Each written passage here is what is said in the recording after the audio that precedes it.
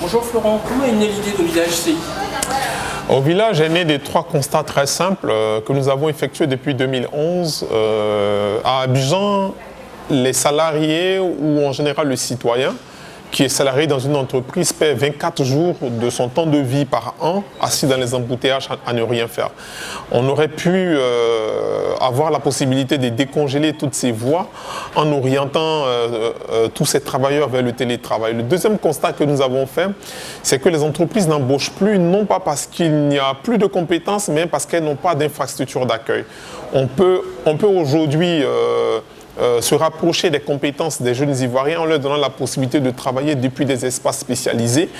Et le troisième constat que nous avons fait, qui est aussi un constat très simple, c'est que aujourd'hui, la jeunesse ivoirienne a la possibilité de s'appuyer sur ses compétences, d'agréger toutes ses compétences pour pouvoir travailler sur des missions à l'étranger. Et c'est comme ça que nous est venue l'idée de faire la promotion du télétravail et que nous avons orienté vers des matinées du coworking qu'on a créées sur Abidjan. Donc ça nous a donné la possibilité un peu de parcourir les communes et les villes d'Abidjan à la promotion du télétravail.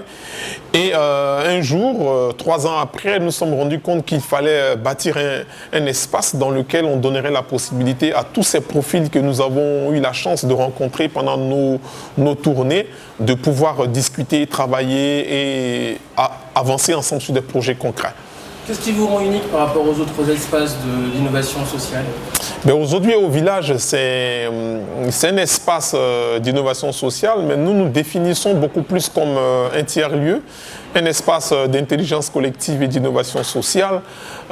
C'est un troisième champ des possibles que nous offrons à la jeunesse africaine, mais c'est qu'il y a surtout un élément fondamental pour nous et qui aujourd'hui établit clairement notre différence par rapport aux autres espaces, c'est que notre culture, c'est le logiciel libre. Et la communauté est notre force. C'est un peu ce qui nous différencie des autres espaces parce que nous restons convaincus que les logiciels libres constituent une chance pour la jeunesse africaine.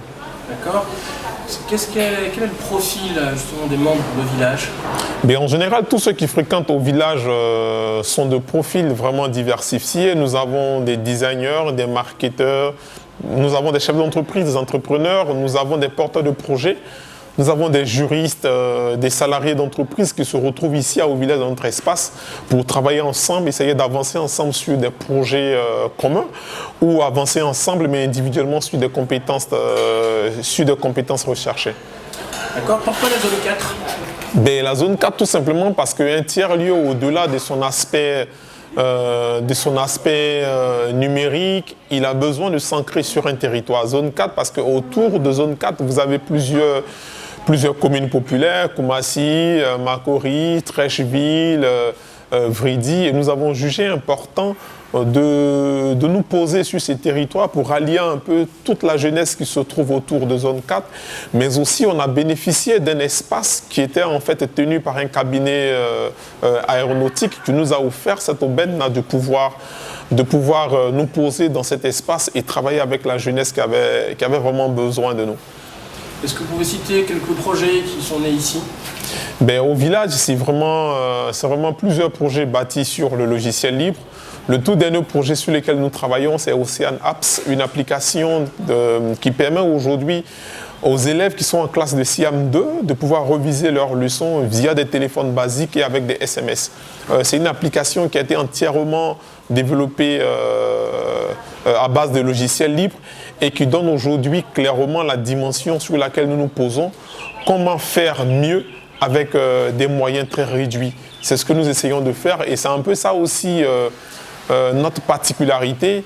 Et au-delà d'Ocean Apps, vous avez une application comme OpenJellyba qui permet de recueillir des informations par SMS et de les diffuser via des réseaux sociaux que nous avons développés depuis la ville de Bouaké.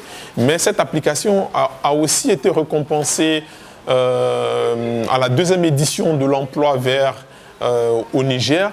Et la toute dernière application que je vais aussi énumérer, c'est Gbata, qui est une application clairement inspirée de nos temps d'échange et nos temps de formation ici au village et qui a permis à un jeune de montrer comment est-ce que le logiciel libre pouvait aider la jeunesse à développer des applications vraiment avec rien du tout. Il a tout simplement utilisé des logiciels libres et un bidon dans lequel il a reconditionné du vieux matériel informatique, mais qui permet aujourd'hui de diffuser des informations immobilières par SMS aux Ivoiriens.